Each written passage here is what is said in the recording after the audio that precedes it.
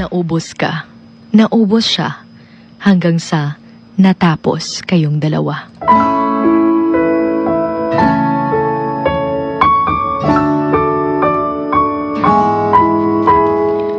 Araw-araw kang pinili, pero pinagod mo.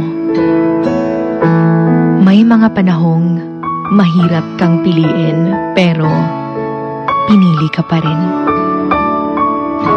Pero pinagod mo yung taong pinili ka. Alam mo, sobrang sarap sa pakiramdam yung may taong nagki-care, yung may taong nangungumusta sa'yo, yung kahit na malayo kayo, pero ramdam mo pa rin yung pagmamahal niya. Pero pinagod mo lang siya. Yung LDR kayong dalawa, pero walang araw na hindi niya pinaparamdam sa'yo kung gaano ka ka-espesyal. Pinaprioritize ka niya, pero pinagod at inubos mo lang siya. Ginahatod kuha pa kaniya, pero pinagod at inubos mo lang siya.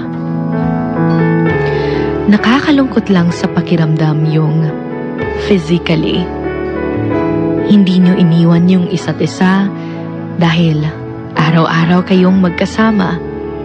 Pero bakit sa mga araw na yon, tila ba'y magkalayo kayong dalawa? Yung nararamdaman mong mas importante pa yung cellphone kesa sa'yo.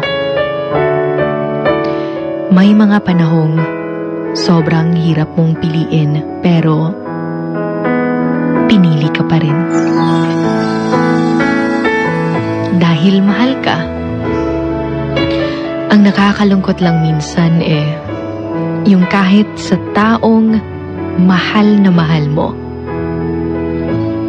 napapagod ka.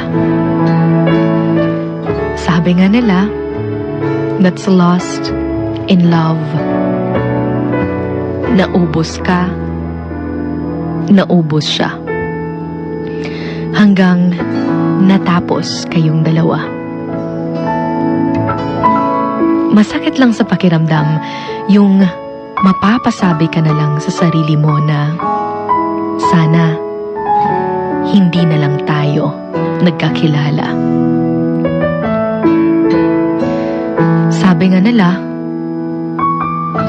yung mapait daw sa pagmamahal yung ampalayain ka.